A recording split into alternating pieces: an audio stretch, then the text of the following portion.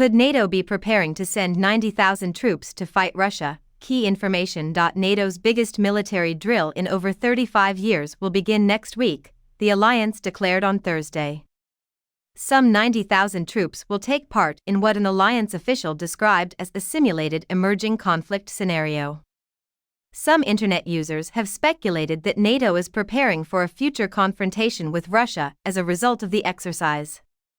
Conservative activist Jack Posobiec said on InfoWars, a show hosted by conspiracy theorist Alex Jones, that NATO's use of the phrase a simulated emerging conflict scenario against a near-peer adversary was actually interagency speak for it's going to be a war game with Russia.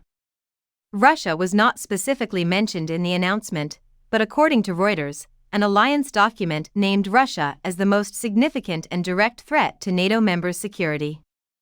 An operation called Steadfast Defender 2024 was discussed at a news conference by U.S. Army General Christopher Cavalli, who is also the alliance's supreme allied commander for Europe.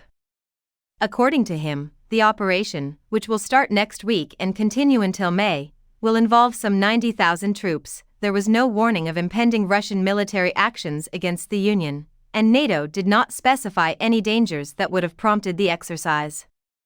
The Baltic states, who are most at risk from a potential Russian attack, together with Germany, Norway, and Romania, will also participate in the simulation, according to Reuters, while Poland, which shares a border with Russia, will also play a role. On Thursday, Newsweek emailed NATO and Russia's Ministry of Defense to request comment. Among the 90,000 soldiers, NATO Military Committee Chairman and Dutch Admiral Rob Bauer noted that this is a record number of troops that we can bring to bear.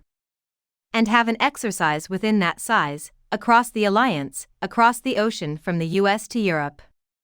That amount of troops is also the highest utilized for a NATO military exercise since the Cold War era, when an exercise named Reforger in 1988 drew 125,000 soldiers. Top of the troops, NATO will deploy over 50 ships, 80 fighter planes, helicopters, and drones, and over 1,000 vehicles for combat, including 133 tanks.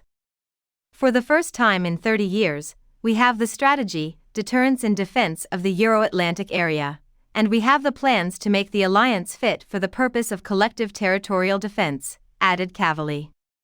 Making our plans a reality is what we're now working on. This entails guaranteeing that our plans have the necessary enabling, command and control mechanisms, and force commitments, according to him. Steadfast Defender 2024 will be a clear demonstration of our unity, strength, and determination to protect each other, our values and the rules-based international order. UK Foreign Secretary David Cameron has expressed the belief that current global circumstances are evocative of the 1930s, just before the war, when Western powers sought to assuage Adolf Hitler's ambitions and are now attempting to do the same with Vladimir Putin of Russia. Ukrinform states that he made this statement during an interview with the Power Play podcast of Politico. According to the British government official, the conflict in Ukraine is still his absolute number one priority. This is the challenge for our generation, Cameron stated passionately. This is like being a European leader in the 1930s or a foreign minister. You can't please Putin. His invasion symbolizes evil, and we must resist it, he said. Cameron's comments arrive as the West races to ensure that Ukraine has enough advanced weaponry to repel Russia's full-scale invasion, all the while preparing for the possible re-election of Donald Trump, who is skeptical of NATO, as president.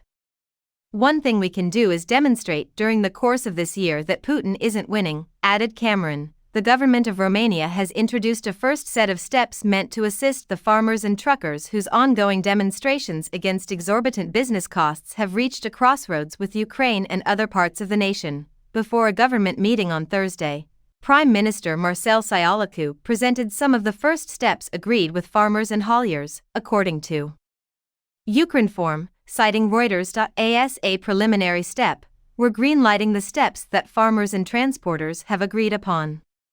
According to Ciolacu, the protests were clearly warranted. According to media sources, the measures include compensating farmers up to €280,000 for losses caused by the war in Ukraine and a rate of €100, $109, per hectare.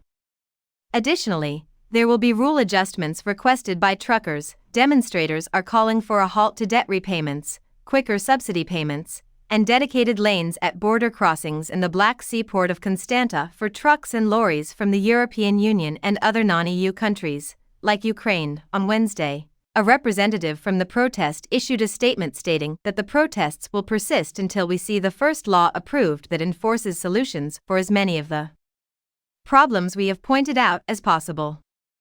Romanian farmers barricaded the Siret checkpoint on January 13 and 14, preventing Ukrainian trucks from passing through.